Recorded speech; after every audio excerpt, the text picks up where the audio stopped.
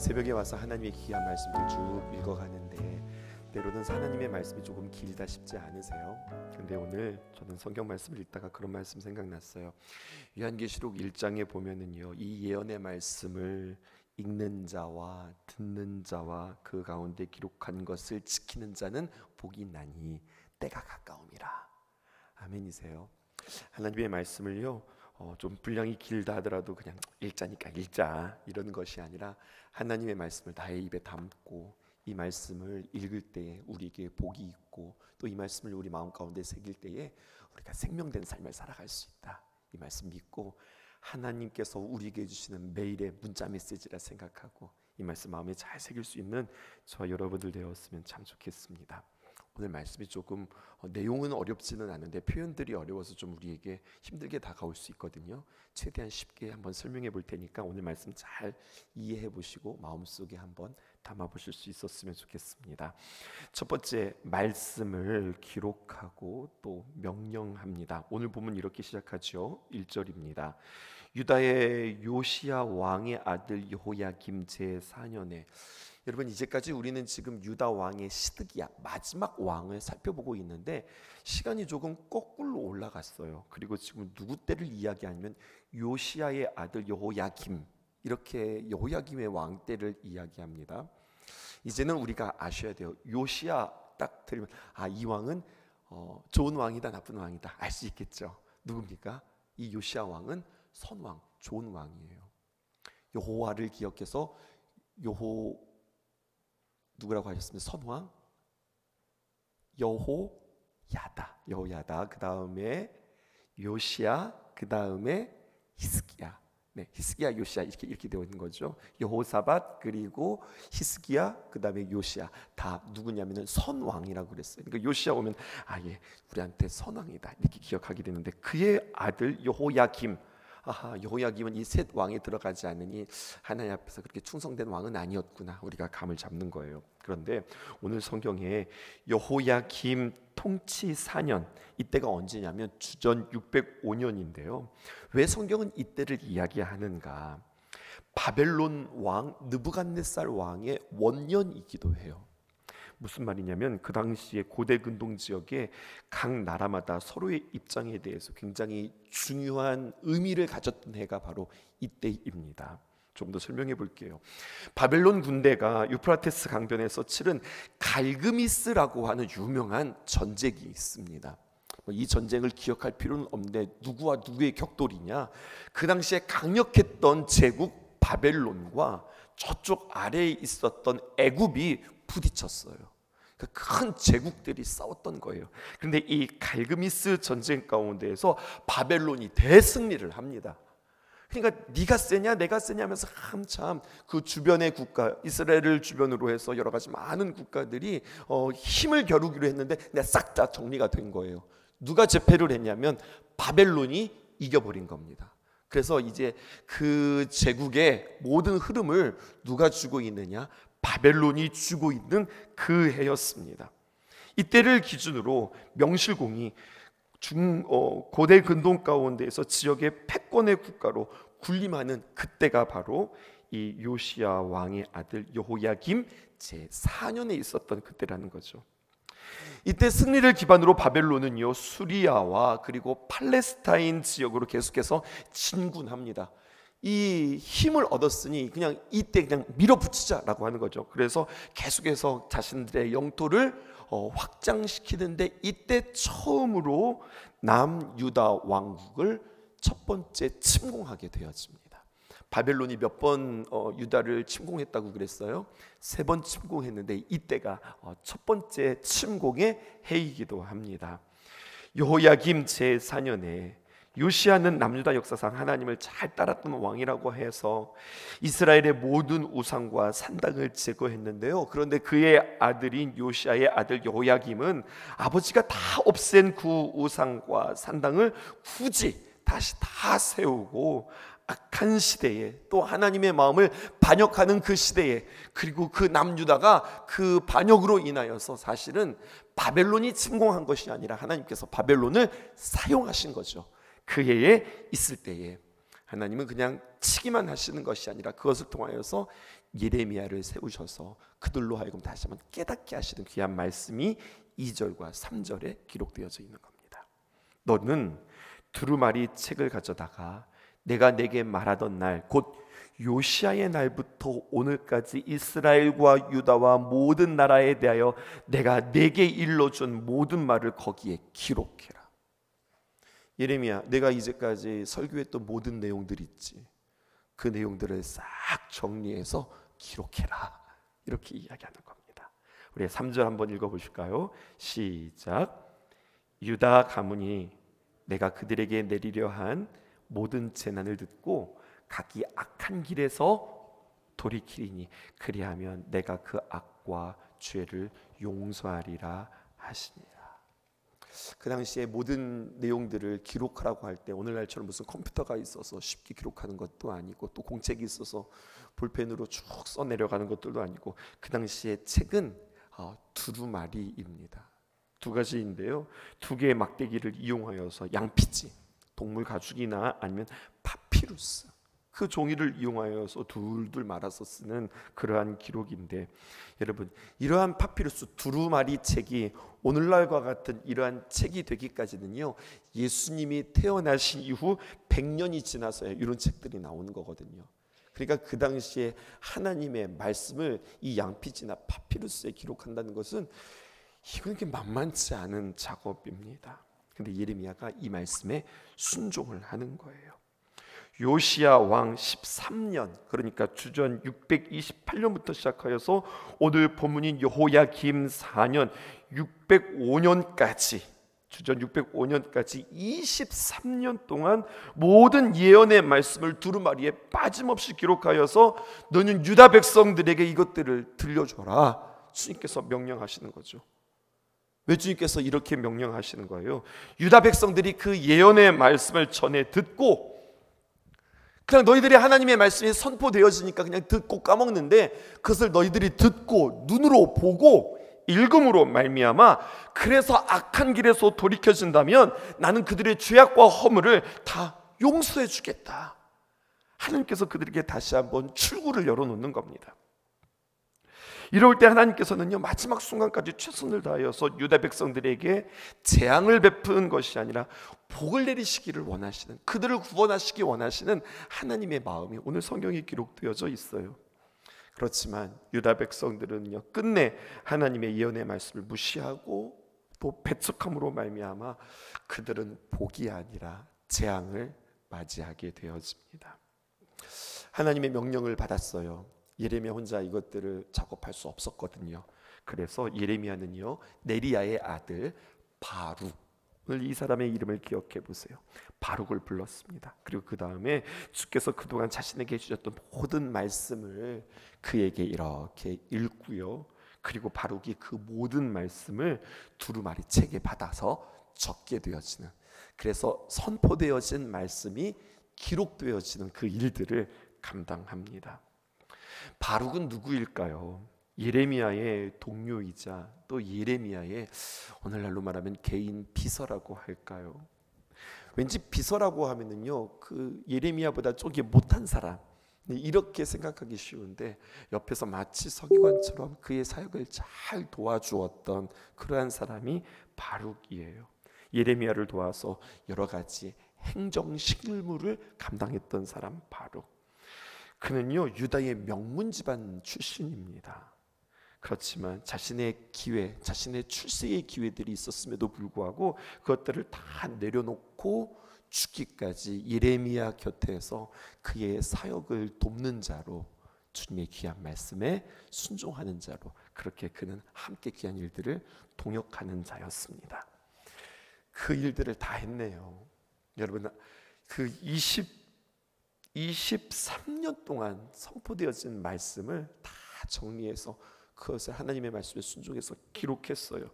그리고 기록했으니 이것을 다시 한번 성전에서 낭송하게 되어지는 말씀이 이제 5절에서부터 시작하여서 10절에 기록되어져 있습니다.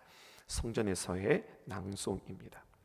당시 예루살렘에 거주하는 모든 백성들과 또 유다 성읍에서 예루살렘으로 올라온 모든 사람에게 주님 앞에서 마침 금식하도록 선포된 기간이었습니다. 이때를 삼았어요. 여러분, 이것을 통해서 우리가 우리의 삶 속에 적용해 볼 필요가 있습니다. 하나님의 말씀이 그냥 언제나 똑같이 우리에게 똑같은 소리로 들려지지 않는다는 거죠.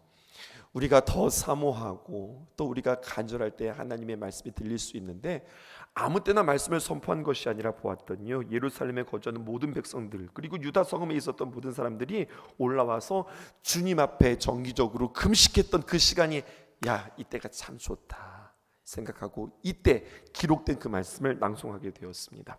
바룩이 성전에 들어갔어요. 그리고 그곳에 모인 사람들이 다 들을 수 있도록 예레미야가 불러준 대로 기록된 그 두루마리의 책을 아주 큰 소리로 낭송합니다. 남유다 사람들은요, 이 예레미야에 선포되어진 이 말씀, 기록되어진 이 말씀이 바룩을 통하여서 들려질 때에 그들은 가슴을 찢으며 애통하며 회개하는 것이 아니라 불쾌했어요. 왜? 그 말이 좋은 말이 아니었거든요. 그럼에도 불구하고 예레미야는 유다 사람들에게 하나님의 엄중한 말씀을 전합니다. 책을 엮어내는 것은 예레미야와 바룩 두 사람의 노력이 되었지만, 여러분, 그렇게 해서 그 말씀들이 선포되었지만 그 말씀을 마음속에 담고 내가 그 말씀으로 인하여서 내가 바뀌어진다. 아무리 그들이 노력하고 아무리 애써서 성전에서 큰 소리로 외친다 하더라도 마음속에 와닿지 않으면 그것은 아무런 의미가 없는 거예요. 우리의 삶 속에 한번 적용해 볼까요? 여러분, 우리가 하나님의 귀한 말씀을 묵상할 때에 그냥 오늘 말씀이구나 이런 것이 아니라 곰곰이 생각하면서 그 의미를 따져가면서 말씀을 우리가 대해야 합니다. 여러분, 그 수고가 얼마나 큰 수고였을까요? 23년이라고 하는 그 귀한 말씀들을 싹 다 정리해서, 그것도 요즘과 같이 그렇게 편리한 것이 아니라 파피루스에 하나하나 새기면서 그것들을 기록한다는 것이 얼마나 참 애쓰는 수고였을까요? 그럼에도 불구하고 그것이 간절하게 성전에서 선포되어지는데, 그것도 아무 때나 선포되어지는 것이 아니라 그들이 금식할 때를 기다리면서 그의 마음들이 정말로 사모하는 마음들이 되었을 때에 하나님의 말씀들이 선포되었는데, 중요한 것은 그 말씀이 그들의 마음 가운데서 이렇게 와닿지 않고 그 말씀으로 인하여서 그들이 변화되어지지 않는다는 이야기예요. 우리의 마음속에 생겨보는 겁니다. 그 의미, 오늘 이 말씀, 우리도 날마다 새벽에 오늘 우리에게 주신 말씀이라고 매일 성경에 매일이라고 하는 말을 붙였어요. 매일매일 내가 이 말씀을 내가 듣고 묵상하고 오늘 나에게 주님께서 뭐라고 말씀하시는가, 이것들을 새기는 이 작업들이 우리에게 참으로 진지한가? 하나님이 왜 오늘 나에게 이런 말씀을 하셨는가? 그냥 내용을 파악하고 성경에 이런 내용도 있네, 이것이 아니라 기록된 말씀은 그냥 기록된 말씀으로 끝나는 것이 아니라 내게 들려주시는 말씀으로 들려야 하는데, 우리가 진지하게 왜 이 말씀이 오늘 우리에게 이렇게 기록되었고 오늘 내가 이 말씀을 어떻게 믿음으로 받아들일까? 그것을 통해서 가장 중요한 것은 내용 파악도 중요하지만 이것을 통하여서 내게 들려주시는 하나님의 마음은 무엇인가? 여러분, 이것을 우리가 계속해서 파악해 나가는 것이 이게 너무너무나 중요한 거예요. 오늘 왜 주님께서 이런 말씀을 해주셨지? 이렇게 말씀해 주시는 하나님의 마음은 무엇일까? 야, 오늘 그래서 내가 사라는 이야기야, 말라는 이야기야, 가라는 이야기야, 말라는 이야기야, 무슨 점괘를 보듯이 그렇게 하나님의 말씀을 읽는 것이 아니라, 야, 이렇게 말씀하시는 그 하나님의 마음은 어떤 마음일까? 이것을 헤아리는 것이 너무나도 중요한 거죠. 참 열심히 쓰지 않았어요. 귀한 작업 아니에요. 그럼에도 불구하고 그들은 그렇게 하나님의 말씀이 간절히 선포되었음에도 불구하고 이게 마음에 와닿지 않는, 그들에게 있어서 이것이 마지막 기회인데 이것들을 돌이키지 못하는 아쉬운 말씀이 성경에 기록되어져 있습니다. 세 번째 보실까요? 고관들 앞에서 하나님의 귀한 말씀들이 낭독되어집니다. 그 내용을 볼게요. 11절에서 13절 교독하겠습니다. 사반의 손자요 그마랴의 아들인 미가야가 그 책에 기록된 여호와의 말씀을 다 듣고, 12절입니다. 왕궁에 내려가서 서기관의 방에 들어가니 모든 고관 곧 서기관 엘리사마와 스마냐의 아들 들라야와 악볼의 아들 엘라단과 사반의 아들 그마랴와 하나냐의 아들 시드기야와 모든 고관이 거기에 앉아 있는지라. 13절 미가야가 바룩이 백성의 귀에 책을 낭독할 때에 들은 모든 말을 그들에게 전하매 이렇게 기록되어 있습니다. 조금 설명할게요. 지금 예레미야가 하나님의 귀한 말씀을 선포하다가 이게 썩 좋지 않고 듣기 싫었던 말씀이었잖아요. 그래서 예레미야가 옥에 갇히게 되었어요. 그래서 하나님의 말씀을 그가 직접 전하지 못하고 그리고 바룩을 통하여서 기록하고 그 말씀이 낭송하게 되었거든요. 여러분 보십시다. 하나님의 말씀은 역사 가운데 멈춘 적이 없습니다. 하나님의 말씀이 백성들에게 전해지도록 하신 것은요, 그 하나님의 말씀의 힘과 중요성을 우리에게 다시 한번 보여주는 거예요. 설명해 볼게요. 선지자는 가두어졌어요. 그러니 선지자가 가두어졌으니 하나님의 말씀이 전해지지 못하죠. 아니요. 근데 성경은 뭐라고 이야기하냐? 하나님의 말씀을 가둘 수 없다는 거예요. 선지자는 갇힐 수 있으나 그 하나님의 말씀까지도 갇힐 수 없다는 겁니다. 말로 안 되면 어떻게 됐어요? 글을 통해서 전달되어지고요. 선지자가 없어? 그러면 선지자 대신에 서기관인 바룩이 대신하여서 하나님의 말씀을 전하게 되었고요. 또 그가 못하면 오늘 12절에 보니까 또 다른 사람이 그 말씀을 지금 전달하고 있는 모습들이 성경에 기록되어져 있어요. 예레미야가 직접 전할 수 없을 때 바룩이 대신하여서 말씀을 전한 것처럼 하나님의 말씀은 다양한 방법을 통하여서 전달되어진다는 거예요. 이게 하나님의 일하심이에요. 여러 가지 방법들을 통해서 하나님의 귀한 말씀을 듣게 하세요. 왜요? 하나님의 말씀이 선포되어질 때에 살기 때문에 그렇습니다. 사반의 손자요 그마랴의 아들 미가야가 바룩이 선포되어지는 그 말씀, 바룩의 입을 통하여서 선포되어지는 그 귀한 말씀에 놀라고 그리고 그는 탄식하게 되어집니다. 그래서 그가 누굽니까? 미가야라고 하는 사람이 왕궁으로 급히 내려가서 서기관들의 방에 들어갑니다. 그리고 그곳에서는요 남유다의 많은 대신들, 그 당시에 유력한 사람들이 있었는데 누구인가? 그들의 이름들을 쭉 나열하고 있어요. 서기관 엘리사마, 스마야의 아들 들라야, 악보레의 아들 엘라단, 사반의 아들 그마랴, 하나냐의 아들 시드기야를 비롯한 모든 대신들이 그곳에 앉아 있었어요. 그래서 이 미가야가 자신이 바룩을 통해서 들었던 말들을 그대로 그들에게 지금 전달하는 겁니다. 곧 바룩이 성전의 모든 백성들의 귀에 낭독한 두루마리의 책의 내용들을 그들에게 전달하고 있어요. 그러니까 그들이 듣고서 그게 진짜입니까? 그게 사실입니까? 그 무시무시한 재앙의 말씀이 우리에게 임한다는 말씀입니까? 안 되겠습니다. 바룩 직접 데리고 와서 그가 이야기했다고 하니 그의 입을 통해서 우리가 다시 듣겠습니다.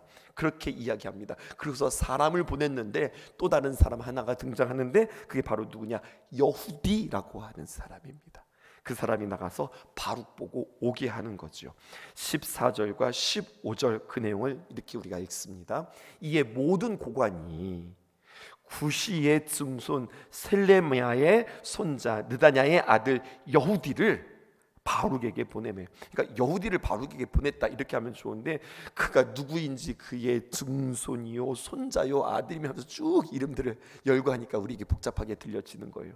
여후디가 바룩에게 보내졌습니다. 뭐라고 이야기냐? 너는 백성의 귀에 낭독한 두루마리의 손에 가지고 와라.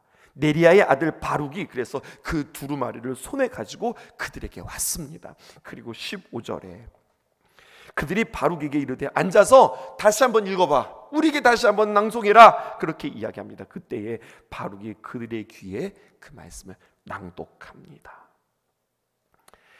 여러분, 그들이 이 말씀을 듣고 놀랍니다.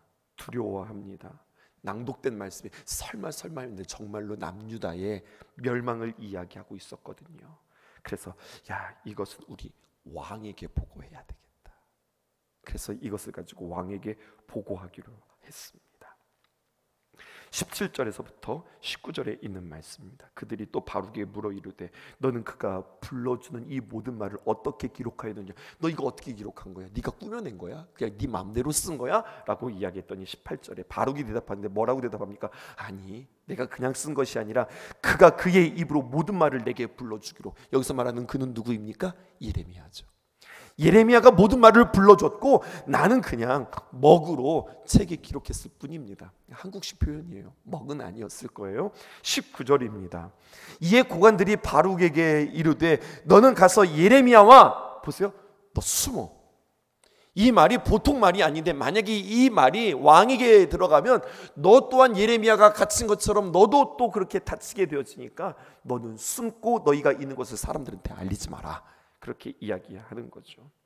여러분, 여기 유다의 고관들은 누구냐 조금 알 필요가 있는데 마음이 좀 좋죠. 하나님의 귀한 말씀을 딱 듣자 이들은 정말로 경각심을 얻고 다시 한번 확인하고 그게 진짜야? 네 말이야? 아니면 예레미야의 말이야? 라고 하면서 지금 하나님의 말씀을 진중하게 듣죠. 누구냐면 이 사람들은 선왕이었던 요시야 왕 때에 임명받았던 신실한 관리들이었습니다. 그러니까 예레미야 선지자로부터 하나님의 귀한 말씀을 잘 들었고 예레미야와 좋은 관계를 유지했던 사람들이에요.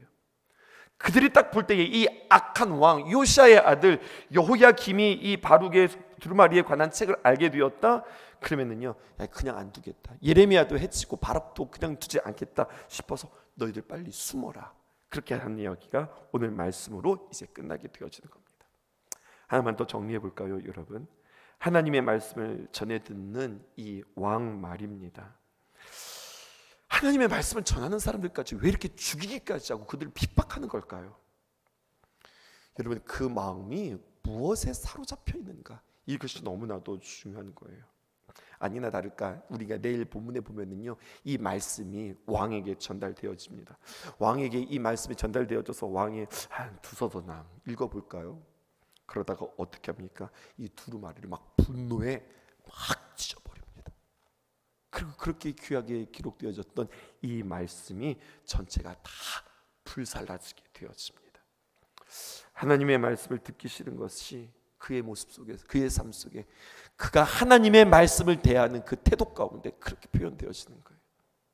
정말로 그 예레미야의 말이 하나님의 말씀이라고 생각했다면 그가 하나님의 말씀을 이렇게 찢을 수 있고 이렇게 불살릴 수 있을까요? 하나님의 말씀이라고 그는 여기지 않았다고 하는 겁니다. 그렇게 하나님의 말씀이 그의 손에 들려지고 지금 사실은 이 말씀이 예레미야를 통해서 왕에게 전달되어져야 되는 거잖아요. 그 왕에게 전달되어지지 않으니까 지금 돌려 결국에는 왕에게까지 들어온 거잖아요. 어떻게든지 하나님의 귀한 말씀이 그 왕에게까지 들어왔음에도 불구하고 그는 눈이 감기고 그는 귀가 막혀서 여러분 하나님의 말씀을 듣지 못하고 악이 넘쳐나는 모습을 보게 되었습니다. 왜요? 그의 마음이 완악하여져서, 그의 마음이 빼앗겨서, 그의 마음이 하나님을 대하는 그 신실한 태도를 잊어버리게 되어서. 히브리서 3장 7절에 있는 말씀입니다. 그러므로 성령이 이신 바와 같이 오늘 너희가 그의 음성을 듣거든. 히브리서 3장 15절에 있는 말씀, 성경에 일렀으되 오늘 너희가 그의 음성을 듣거든. 계속해서 반복되어지는 표현이에요. 사랑하는 신성의 성도 여러분, 여러분들께서 오늘 하나님의 귀한 말씀이 들려지거든 경노하게 하시던 것과 같이 너희의 마음을 완고하게 하지 말라. 너의 마음을 딱딱하게 하지 말라. 너희들의 마음들이 형식적으로 되어지지 말라. 오늘도 두렵고 떨리는 말씀으로 오늘 한자 한자 하나님의 말씀을 듣고 읽고 낭송함으로 말미암아 이 말씀을 통해서 나에게 들려주시는 하나님의 말씀을 들을 때에 오늘 내가 산다. 매일의 말씀, 오늘날 우리에게 일용할 양식을 주옵시고, 오늘날 우리에게 일용할 양식을 주옵시고. 주기도문 가운데서도 우리가 그렇게 고백하는데 오늘 내가 살아야 할 말씀 내가 들어야 삽니다. 오늘 내가 그 말씀을 들어야 내가 오늘 주님의 귀한 말씀으로 내가 살아갑니다. 나 항상 듣던 말씀, 새로운 말씀은 아니었거든요. 주 예수님의 그 크신 사랑 또 들려주시오. 그 말씀을 듣고 그 말씀으로 나를 세우는 그 귀한 걸음이 우리에게 있을 때 완악한 마음이 아니라 부드러운 마음, 하나님의 귀한 말씀을 잘 새겨서 나의 자아를 처리하고 주님과 함께 동행하는 귀한 삶이 되어질 것입니다. 그 은혜가 저와 여러분들에게 있기를 주님의 이름으로 축복합니다. 기도하겠습니다. 우리가 살고 있는 이 세상은 주님 주님의 손길 안 닿은 곳 없네. 주님의 말씀을 갈망하는 우리에게 하늘의 비밀 알려주시네. 어둠 가운데 있던 이 세상에 빛으로 오신 하나님의 아들, 그의 말씀을 믿는 모든 이들에게 하늘의 영광 비춰주시네. 하나님 말씀으로 아버지 마음으로 나 달려갑니다.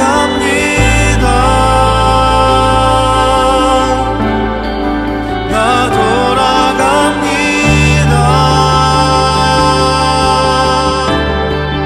말씀이 육신 되어 말씀이 내 삶 되어 주 나라 이곳에 주님 뜻 내 안에 이루소서.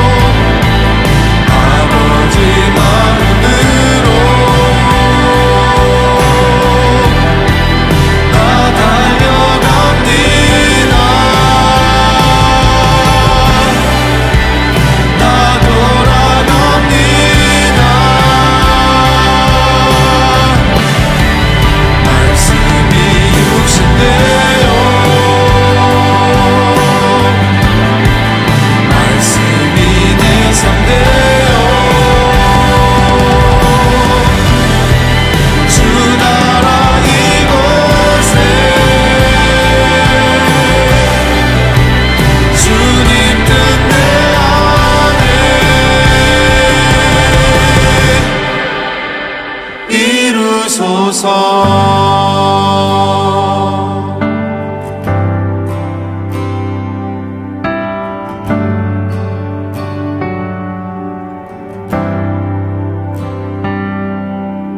아멘.